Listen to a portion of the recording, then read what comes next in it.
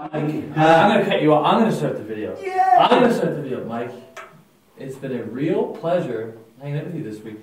This guy is like you're like the sun in the middle of this universe. Everyone just kind of gravitates towards you, and you're always smiling. And everyone's just like, wow, that guy's so nice and so cool. You've been a pleasure to be around this week.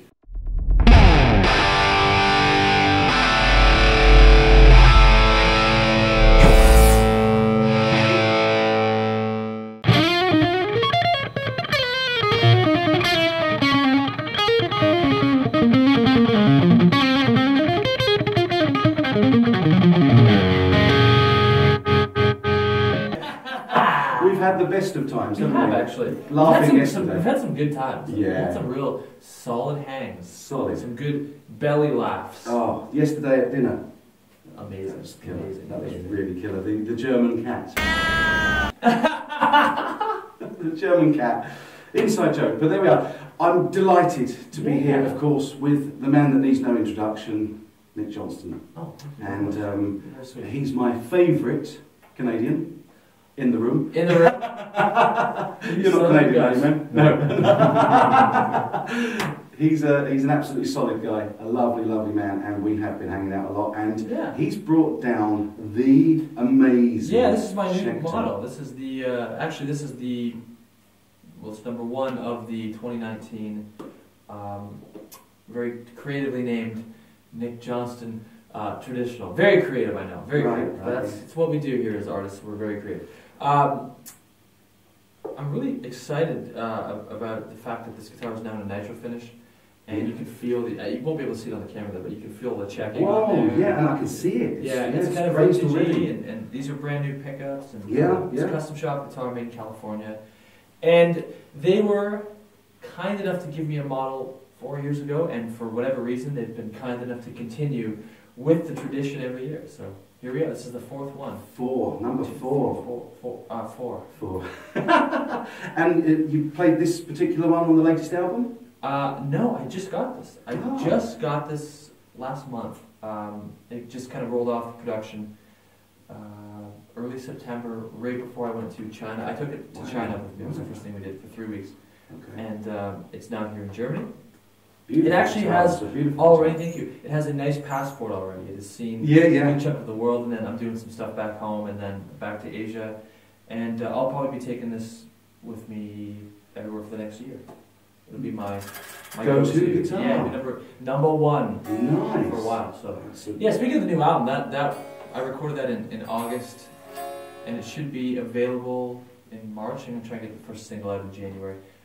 Super. But there's no label, so I'll kind of do it when I want to. Yeah, those that are bound to already watch Nick know that he puts all his videos out on YouTube, and he does a video for every single song. They're super slick production. He's got a great team of people helping him as well. Stuff, And I made the mistake of asking if he did all the editing himself, and it was like, man, like I've got time to do that. And actually, it's a question really, given the amazing throughput that you put out in terms of music. Thanks so much. You know, I find with whether it's making a video or making a record or editing or mixing or whatever, or playing on the albums, I stick to the only thing I'm good at, and that is guitar. Right. I don't. You know, even there sometimes it goes up and down, but I don't. Come on, but I did for a while. I played around with the idea of making videos many years ago, and I did it, and it was fun, but I never had a passion for it, and my skill set never grew. Right. Editing, oh god, it's a nightmare. Recording, I let an engineer do it. Mixing, I let a mixing engineer do it. Drums, I let a drummer do it. So I just, I stick to the one thing, and that keeps me mentally free to worry about writing music and having to tackle the traveling and the relentless emails and the drama and the money and all that crap that needs to be spent to keep the train on the tracks. Yeah. Or the ship afloat, whatever transportation metaphor. Whatever you want. The airplane in the sky. That's a very good one. That's actually very good. It's the airplane off the ground, not crashing. Even better in your case, the spaceship in orbit. The spaceship in orbit. We got there. It took a minute, but we got there. So yeah, all that stuff, whether it's creating content or editing or traveling, whatever, I stick to just what I'm good at. And then I think the more people you involve that have an expertise in the things you're hiring them for, the better your product's going to be. I'm not gonna mix my records because I am too close to it. Like I want somebody with good ears to come in and do A new set of ears. Exactly, and that's the same thing with the videos. Like I like how you just have this going. It's a very guerrilla style. So get it up and film it. If I'm going to put up a video for myself, I want it to be something that says, like, this is a song of mine that's presented in a cool way. For sure. This is just the YouTube world, the blogging world, and the online reviews. That's it's a different world. Yeah. So. But it's not something you really fancy getting into? Or? Never. No, I tried. I don't have a strong enough opinion about gear. Like I just don't care about gear. I have no interest. Just want to play it. I get the guitar and like I'm using one of my plugins, frame this in. Like I hear an amp sound. So if I heard that, I would try and maybe adapt my playing to that. So I might.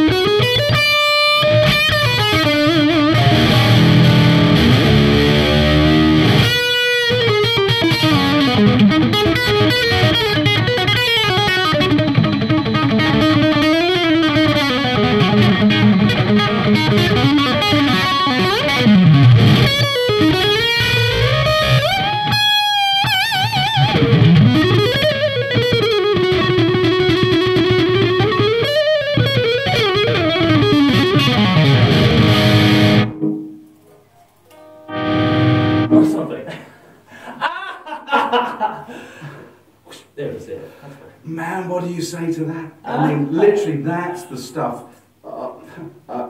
Yeah, I have no words.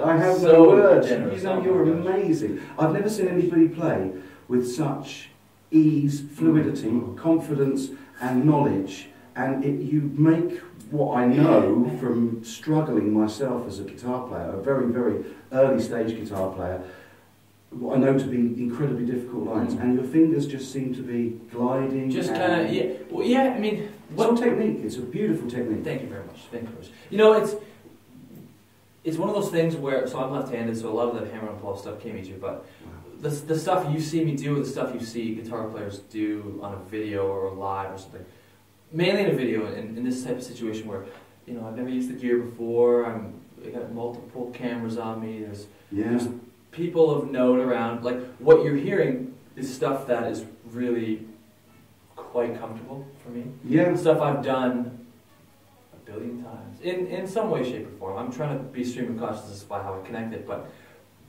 I mean, I've been playing in that that way, you know, for 15 years or so, and you just try and refine. You try and cut down unnecessary movement. You're trying to get the fingers close to the fretboard. You're trying to work on your vibrato. I use my pickup selector a lot. Kids at home, this is absolutely necessary because you hear the note bloom in a different way. All that stuff I'm kind of thinking about, but a lot of the faster stuff with that, or the technique that you're hearing, that's been there for so long. It's now kind of, it's like you learn this language, but it's maybe using the words in a sentence for sure, without sounding like you're trying to shoehorn in, you know, a word like cornucopia instead of just say a lot. So for people just starting out, how much time and dedication and effort needs to be put in to develop a technique as clean as that? I mean, how much time do you spend, or when you were starting out, how much time a day did you spend practicing? Yeah, it kind of, you know, pretty much, the first year or so I didn't play much guitar because we were in the midst of moving as a family. So my guitar was packed up and then unpacked and moving truck, and I had to find blah, blah. And in school, I started high school, so I was playing maybe an hour or two a day. Not too much, enough to just kind of get started and fall in love with it. And I, early on, fell in love with the guitar. I was playing stuff like this at the time. Blink-182, what's the song?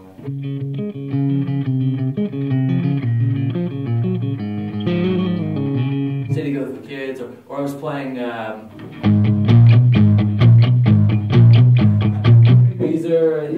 that kind of stuff. It was super fun. I was just enjoying playing guitar. Like, so you started out playing other people's music? Playing little riffs I heard on the radio. I figured a lot of it out. I never really had tabs or anything like that. Like I remember figuring this out.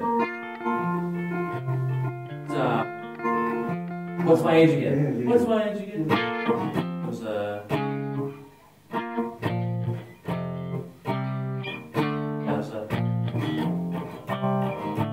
song. And then soon after that, after I fell in love with playing, I started to listen to different bands that had guitar solos. And once I learned the riffs, like whether it's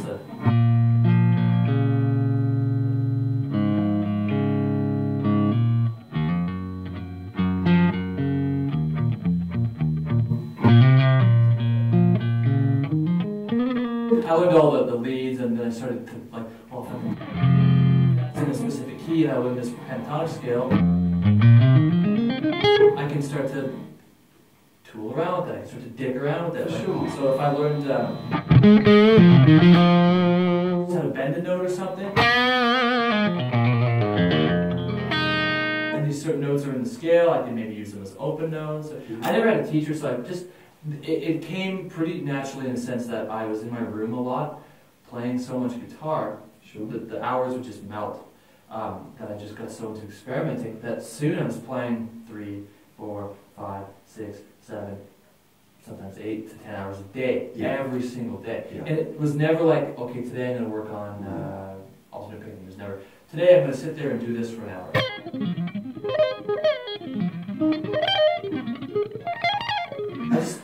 That's nonsense. It's such nonsense. If it's something you want to be able to do, I think what it is it's a matter of just reminding yourself that it's going to be very hard. And there's going to be a lot of times where you're like, I'm not getting any better, I'm not getting any better. Then all of a sudden, randomly, this quantum leap happens when something clicks, and then you're like, oh, all that technique is just that. And then all of a sudden you can, it just will never not be there. Like, I could do it.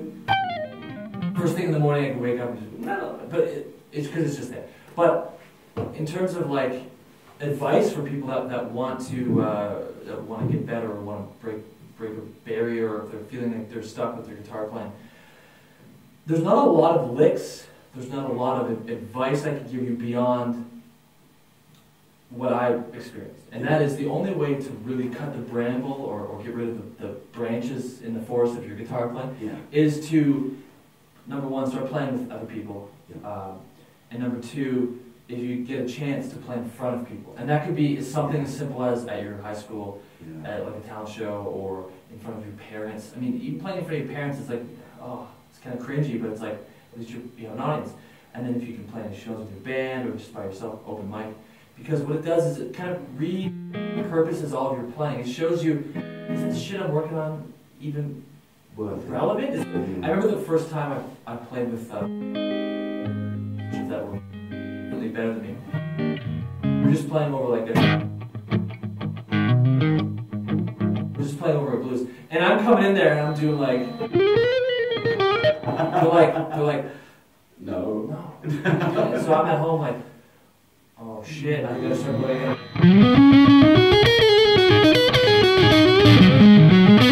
Like learn how to play, or like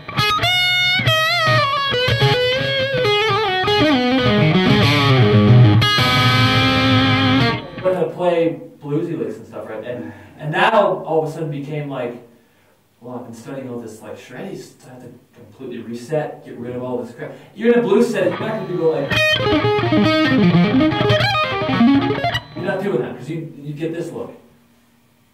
and it's one of those things like, it doesn't matter what people think, but what are the like, you're in a blues situation, like come on, what are the ethics of sweep picking and blues? Come on, now. Yeah. Play the game. Yeah. So it's appropriateness for where you are. Absolutely. Yeah. So I kind of just started playing with more people and playing live, and now I do so much touring, I do so much off the cuff stuff, even like this. This kind of makes you go like, what am I trying to do with music? What am I trying to say? And the more you put yourself in a situation that's uncomfortable, or forces you to learn, or forces you to look like an idiot, the quicker your playing evolves. And the bad stuff, just you tuck it away. I don't need that anymore. I'm done with that. And then even your hands, like plugging into this amp, that's a really unusual sound for me. It's very dark, and it's kind of got this like woodiness to it. Guitar sound. Yeah. So I'm brown sound. Exactly. So I'm kind of playing to this sound. I can't expect to sound the same way I would through an amp at home as I would with this or that amp. So you adjust to the live setting. When you play live and it's so freaking loud, it can scare the shit out of you. You can go, well, it's so loud that oh no, I'm not going to play the way I would normally at home. And it's a good thing. Yeah. Because now you're forced to what are you going to do? Think outside the box. Exactly. So that's what I would recommend. It has nothing to do with licks. It has nothing to do with learning more theory. I mean, you can do that stuff anywhere, anytime, for as long as you like. But to really progress, I think you have to play the guitar in front of people. For sure. I'll tell you a quick story. When I was 19 or so, I was writing a lot of super intense shred music that just was nonsense. It was just a lot of stuff. And I gave it to this guy that I respected. He was also an instrumental artist. And I said to him, "Go check this out. I want to see what you think." And he listened to the record. He gave it back to me. He goes, I think your playing's great, but I'm concerned. He goes, "I'm concerned you're going down the wrong path, and that is, you're not thinking about the music. You're just trying to get your technique up there. And you don't need, you're 19. You want to do that." He goes, "Here's a project. I want you to come back to me on Sunday." It was like Friday night. On Sunday, I want you to write a brand new song and record it and give it to me. But the song cannot have a guitar solo. No solo in the song. Right. So what it did was it made me like, basically, if I had a gun belt on, I would have taken the guns and put them down on the counter. So now I'm like, okay, well, how do I fight this war now? Yeah. And that is, you have to rethink. You don't have any weapons anymore. You don't have your flashy stuff. So everything has to be kind of melody driven. And what that did was at that age, it completely changed the way I thought about instrumental guitar. Yeah. It completely made me rethink music. Because now, simple melody, but this note can be A minor.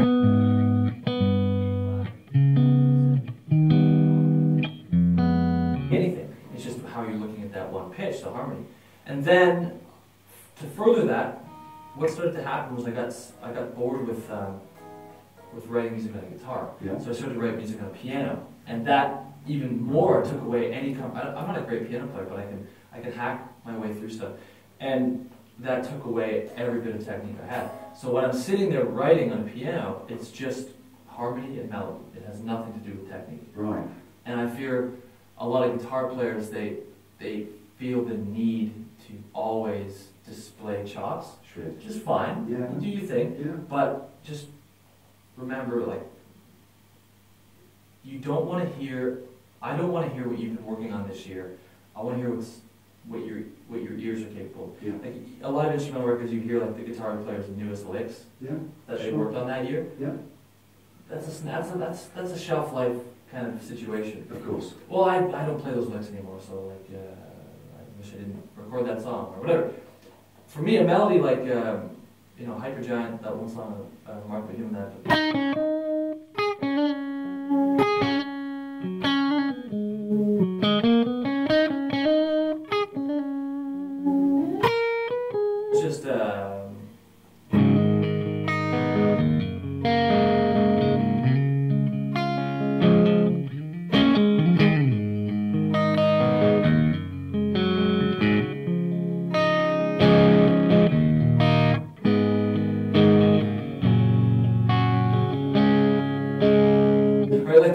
That can be played on any instrument, sang horribly. It can be played on piano, it can be played on anything. Yeah. And it's that melody. It's not so